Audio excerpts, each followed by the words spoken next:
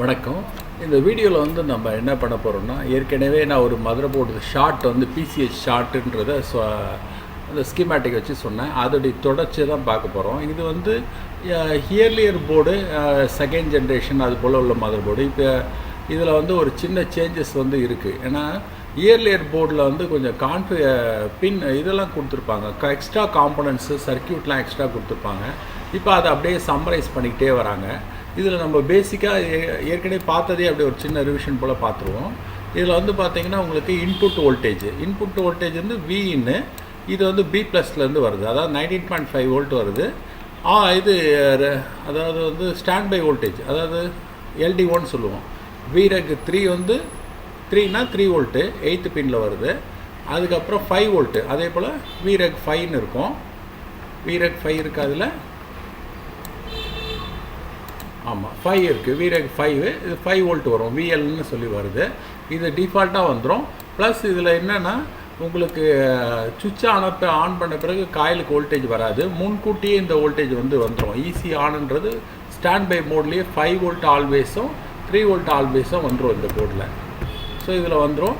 அதுக்கு அடுத்தது இதில் மெயினாக உள்ள நியூ போர்டுக்கும் இந்த ஓல்டு போர்டுக்கும் உள்ள வித்தியாசம் என்னென்னா, பவர் குட்டுன்னு இருக்குது. பவர் குட்டுன்னா பவர் ஓகே. யூஸ்வலாக வந்து இது வந்து யாருக்கு ரெஸ்பாண்ட் பண்ணணுன்னா, இது SIOக்கு ரெஸ்பாண்ட் பண்ணணும். அதுக்கு பதிலாக என்ன ஆகுதுன்னா, இது வந்து வேறு ஒரு காம்பனண்ட்டுக்கு போகுது இந்த பவர் ஓகே. ஸோ அதுதான் சின்ன கன்ஃபியூஸாக இருக்கும். அதில் பாருங்கள், பவர் ஓகே. இந்த சர்க்கியூட் பற்றி நம்ம தெரிஞ்சிங்கன்னா, பவர் ஓகே கொடுத்தா என்ன ஆகும், இந்த மாஸ்பெட் ஆன் ஆகும். இந்த மாஸ்பெட் ஆன் ஆனால் இந்த மாஸ்பெட்டில் இருக்கக்கூடிய சோர்ஸில் என்ன இருக்குது, கிரவுண்ட் இருக்குது. அந்த கிரவுண்டு வந்து இங்கே போய் நின்றுடும். இங்கே போய் நின்றுச்சுன்னா இப்போ இந்த சர்க்கியூட்டு இதுன்னா பி சேனல் மாஸ்பெட்டு. ஆரோ மார்க் பாருங்கள், அவுட்டர் சைடில் இருக்குது, கேட்டருடைய ஆப்போசிட்டில் இருக்குது. அப்போ வந்து பி ப்ளஸ் வோல்டேஜ் வந்து ஆட்டோமேட்டிக்காக ஸ்டார்ட் ஆகிடும். B+_ பயாஸ்ன்ற வோல்டேஜ் வந்து ஸ்டார்ட் ஆகும். B+_ பயாஸ்ன்னு ஸ்டார்ட் ஆகும். இது வந்து நம்ம ஸோ இதில் வந்து இதுதான் டிஃப்ரென்ஸு. இந்த யூஸ்வலாக வந்து இப்போ வர போர்டெல்லாம் வந்து 4th ஜென்ரேஷனு இல்லை 6th ஜென்ரேஷன் இந்த போர்டெலாம் வந்து இது போல் சர்க்கியூட் வராது. இங்கே வந்து காம்பனன்ட்ஸ் அதிகமாக யூஸ் பண்ணியிருக்காங்க. இப்போ வரதில் வந்து காம்பனன்ட்ஸை குறைச்சிருக்காங்க. இந்த பவர் ஓகே வந்து SIOக்கு டைரெக்டாக போய்டும், SP ஓகேன்னு. பட் வந்து இங்கே வந்து 4th ஜென்ரேஷன்லாம் இங்கெல்லாம் வந்து பார்த்திங்கன்னா B+ பயாஸ்ன்றதுக்கு வருது. இதோடைய யூசேஜ் என்னன்றது பாருங்கள்.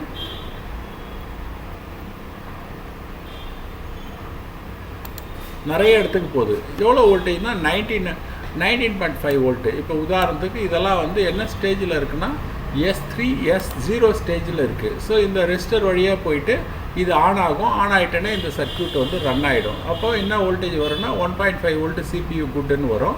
ஸோ அதுக்கு முன்னாடி என்னென்னா, இங்கே இன்னொரு சர்க்கியூட் போட்டிருக்காங்க, 3 வோல்ட் ஆல்வேஸ்ன்றது. இதோடைய ஐடியா என்னென்னா, ரன் ஆன்றது இதை ட்ரிகர் ஆனால் அந்த கேட் ஆன் ஆச்சுன்னா என்ன ஆகும், இங்கே கிரவுண்டு வந்து இங்கே போய் நின்றுவோம். அப்போ B+ ஆன் பண்ண விடாது.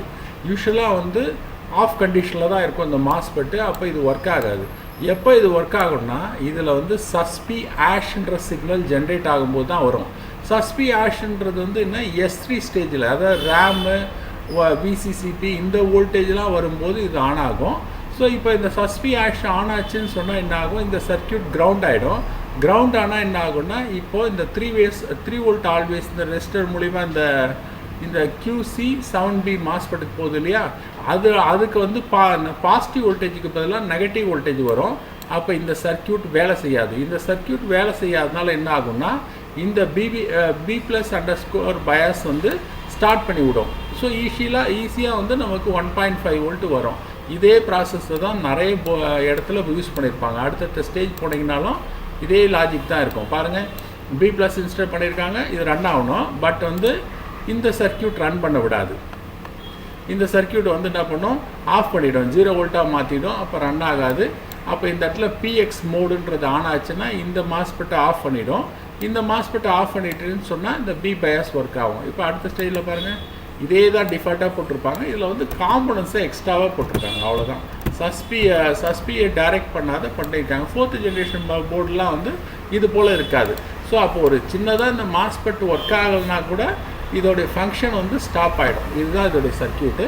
இப்போ நம்ம இன்றைக்கி பார்த்தது வந்து நம்ம பவர் ஐசி ரிலேட்டடு, அதோடைய பவர் குட் வந்து எப்படி வேலை செய்யுது அந்த பவர் கூட்டு வந்து பி ப்ளஸ் பயாஸ்ன்ற சர்க்கியூட்டை ரன் பண்ணுது. அதாவது பி ப்ளஸ் வந்து பி ப்ளஸ் பயாஸ்ன்னு மாறுது.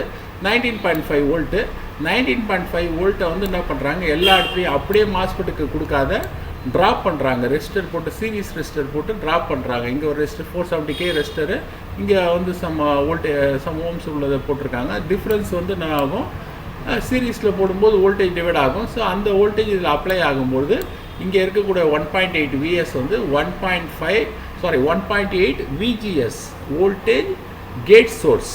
ஸோ அதோட இது வந்து ஜென்ரேட் ஆகுது. இதுதான் இந்த சர்க்கியூட் இருக்குது. Okay, thank you.